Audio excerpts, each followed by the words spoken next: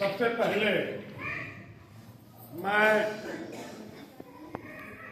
शहीद कामरेड सुनील पाल को इनकलाबी मजदूर केंद्र की ओर से लाल सलाम पेश करता हूं। साथियों, आज का जो विषय है मजदूरों के प्रवास की समस्याएं और चुनौतियां, इस विषय पर पीआरसी सीपीआई-एमएल के द्वारा जो आधार पत्र प्रस्तुत किया गया है उससे मैं सहमत हूं, पूरी तरह सहमत हूं। लेकिन साथ ही साथ फिर भी सारी बातें उसमें आई हैं, मुकम्मल तौर पर बातें आई हैं, और मजदूरों के प्रवास की समस्या का कारण जो है वो अंतर्राष्ट्रीय स्तर पर, खासतौर से विकासशील और विकसित देशों से मजदूरों का जो पलायन हो रहा है विकसित देशों की ओर, उसके जो कारण हैं, आधारभूत कारण हैं, उस पर विस्तार से आधार पत्र में चर्चा की गई है। हम सभी जानते हैं कि वर्गीय समाज में कोई भी राज्य वह वर्गीय चरित्र लिए हुए होता है,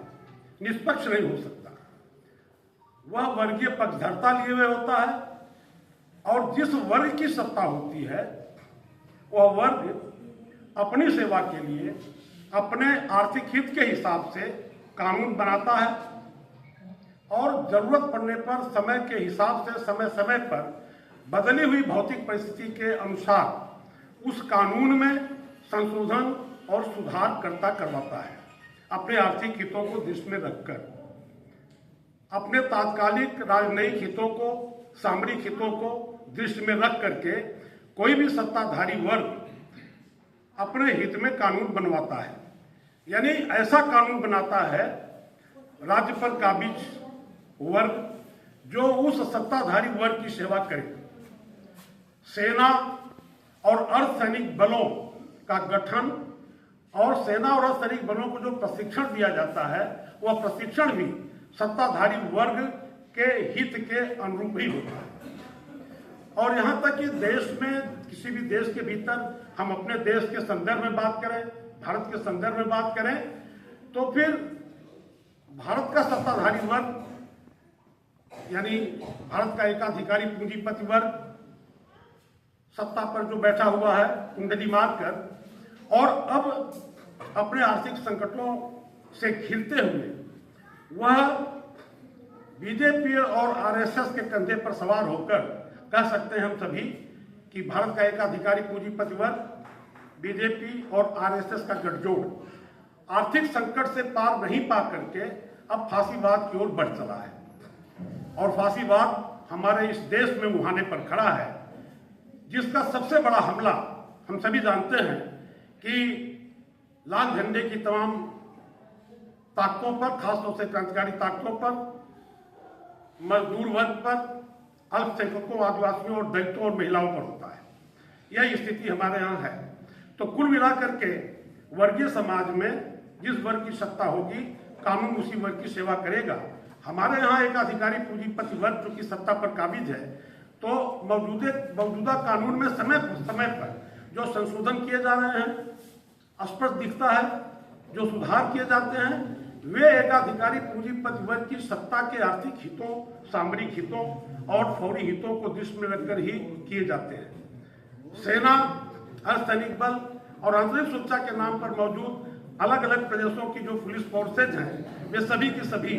मौजूदा सत्ताधारी वर्ग की सेवा में लगी हुई हैं, और तमाम घटनाएं मैं विस्तार में नहीं जाऊंगा, गवाह हैं वो, चाहे जगह जगह पर जो है महिलाओं के साथ किए जा रहे बलात्कार के बाद उनकी हत्याएं कर देना, आदिवासियों का उत्पीड़न, अल्पसंख्यकों का उत्पीड़न, और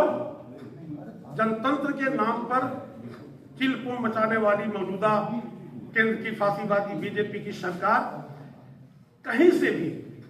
जनतंत्र के नाम पर तनिक भी उसको शर्मया नहीं रह गई है, और सीधे सीधे पीड़ितों के पक्ष में कोई भी कदम नहीं उठाया जा रहा है, बल्कि सत्ताधारी वर्ग से जुड़े हुए जो उत्पीड़क, वो चाहे रसूखदार बलात्कारी हो, करप्शन में जो है गले तक डूबे हुए राजनेता हों, प्रशासनिक अधिकारी हों, ये सभी के सभी सत्ता पक्ष का आशीर्वाद पा रहे हैं और कुल मिलाकर के मजदूरों, मेहनतकशों पर, आवासियों पर, अल्पसंख्यकों पर और उत्पीड़ित तबकों पर जो है अत्याचार और जो दिनों दिन बढ़ता जा रहा है। मैं जैसा कि पहले ही कहा, मैं आधार पर से सहमत हूं। तो कुल मिलाकर के स्थिति यह है कि वो प्रवास की समस्या भी, मजदूरों के प्रवास की समस्या भी पूंजीवादी व्यवस्था के भीतर जो तमाम भौतिक कारण हैं, उनके चलते जो तमाम समस्याएं पैदा हो रही हैं, उन्हीं समस्याओं के तौर पर हम प्रवास की समस्या को भी देखते हैं। हम प्रवास की समस्या को भी वर्गीय दृष्टि से ही देखते हैं और देखना चाहिए भी हमें। जाहिर है कि जो उत्पादन पद्धति, जो वितरण पद्धति, जो बाजार व्यवस्था असमान विकास को जन्म देगी, निश्चित तौर पर वह प्रवास की समस्या को भी और मजदूरों को अपने घर द्वार से अलग करके दूर ले जाने की समस्या को भी जन्म देगी। और ये हो भी रहा है अंतर्राष्ट्रीय पैमाने पर भी और हमारे अपने देश में भी। स्पष्ट बात यह है कि पूंजीवादी व्यवस्था की जो उत्पादन पद्धति है, उसमें साफ दिखाई दे रहा है कि उत्पादन के बड़े साधनों पर मुट्ठी भर बड़े पूंजीपतियों का, एकाधिकारी पूंजीपतियों का कब्जा है। और स्पष्ट बात है कि ये मुट्ठी भर बड़े पूंजीपति जिनका उत्पादन के साधनों पर कब्जा है, यानी मशीनों पर, संयंत्रों पर, ऊर्जा के स्रोतों पर, खानों और खदानों पर, पेट्रोलियम डीजल पैदा करने वाली खदानों पर या बिजली वगैरह जैसे ऊर्जा के स्रोतों पर इन किन प्रकार तरह तरह से जिनका कब्जा है, ये निश्चित तौर पर इन उत्पादन के साधनों का इस्तेमाल पूरे देश के हित में, पूरे मानव समाज के हित में नहीं करने वाले हैं। इनका लक्ष्य मुनाफाखोरी है। मुनाफा की हवस इनकी इतनी बढ़ी हुई है कि किसी भी कीमत पर उत्पादन के साधनों का इस्तेमाल ये अपना मुनाफा बढ़ाने के लिए करते हैं, करेंगे। और पूंजी संचय इस कदर बढ़ता जाएगा इन चंद हाथों में कि पूंजी संचय का बढ़ना आबादी के बड़े हिस्से को, खासतौर से मजदूरों, मेहनतकशों को उत्पीड़ित जिंदगी, गरीबी की जिंदगी, तबाह जिंदगी जीने के लिए मजबूर करेगी। तो फिर ऐसी सूरत में फिर प्रवास की समस्या को भी इसी दृष्टि हमें देखना है। और जब तक पूंजीवादी उत्पादन प्रणाली, वितरण प्रणाली मौजूद रहेगी, बाजार पर चंद बड़े पूंजीपतियों का, एकाधिकारी पूंजीपतियों का कब्जा बना रहेगा, तब तक प्रवास की समस्या भी नहीं हल होगी। ठीक उसी तरह जैसे कि बेरोजगारी की समस्या नहीं हल होगी, महंगाई की समस्या हल नहीं होगी, क्षेत्रवाद की समस्या नहीं हल होगी, जातिवाद की समस्या हल नहीं होगी, सांप्रदायिकता की समस्या नहीं हल होगी, शिक्षा संबंधी समस्या नहीं हल होगी और स्वास्थ्य संबंधी समस्या नहीं हल होगी। इसलिए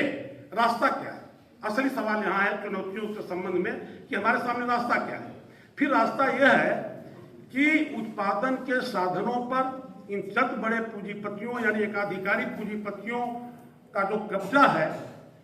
वह जो है नहीं होना चाहिए। यानी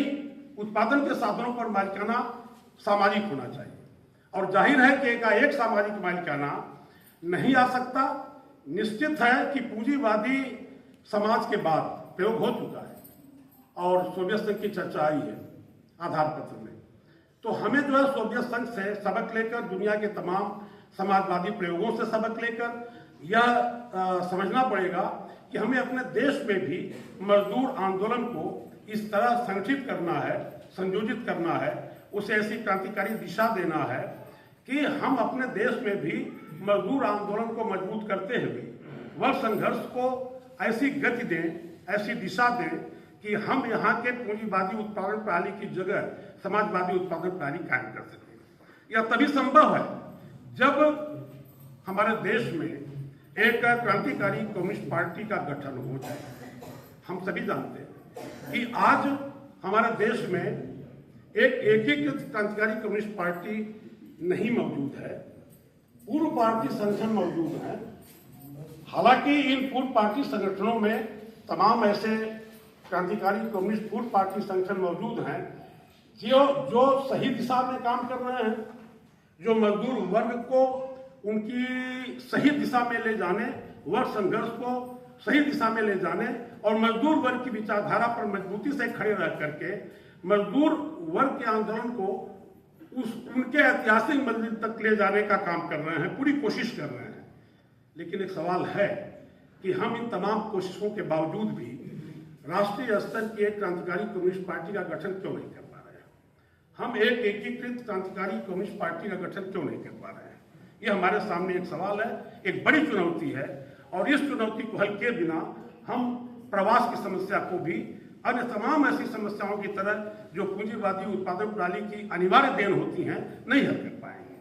तब हमें ऐसे में बहुत साफ सी बात है कि इस कन्वेंशन के माध्यम से मैं समझता हूं कि मैं संदेश भी देना चाहता हूं इनका भी मजदूर केंद्र की ओर से, मैं अपनी ओर से भी, कि पूर्व पार्टी क्रांतिकारी कम्युनिस्ट संगठनों को, पूर्व पार्टी संगठनों को परस्पर एकता की ओर बढ़ना चाहिए, अपने सैद्धांतिक राजनीतिक मतभेदों पर बात करना चाहिए, ठोस तरीके से बात करना चाहिए और इसमें साहसपूर्ण आत्मालोचना की जरूरत है और ऐसी आलोचना की जो कि एक दूसरे को मदद कर सके। हम ऐसी आलोचना से बाज आए जिसके बारे में कहा जा सकता है कि भाई ये तो कुछ पूर्वाग्रह भरी आलोचना है। हमें ऐसी आलोचना का सहारा लेना है जो हम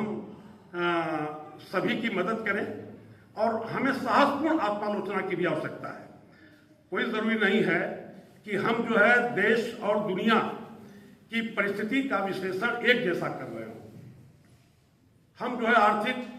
राजनीतिक, सामाजिक, सांस्कृतिक परिस्थिति का विश्लेषण एक जैसा कर रहे हो। विश्लेषण में फर्क हो सकता है और विश्लेषण में फर्क के कारण भी होते हैं, लेकिन हम अगर परस्पर बातचीत करेंगे तो मुझे लगता है कि हम ऐसे विश्लेषण तक पहुंचेंगे जो हमारे भारत की भौतिक परिस्थितियों,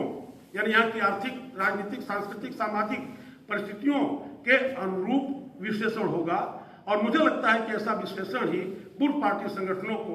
एक ऐसी दिशा देंगे कि हम एकीकृत क्रांतिकारी कम्युनिस्ट पार्टी का गठन इस देश में कर सकेंगे। और मुझे लगता है कि राष्ट्रीय स्तर की क्रांतिकारी कम्युनिस्ट पार्टी के गठन के बिना हम प्रवास जैसी किसी भी समस्या का हल नहीं निकाल सकते हैं। तो इस अपील के साथ कि हमें जो है मजदूर वर्ग की विचारधारा पर मजबूती से खड़ा रहकर वर्ग संघर्ष को ऐसी दिशा देना है कि हम तमाम छोटी लड़ाइयों को मजदूर वर्ग की उस ऐतिहासिक लड़ाई के साथ जोड़ सकें, जिस ऐतिहासिक लड़ाई के जरिए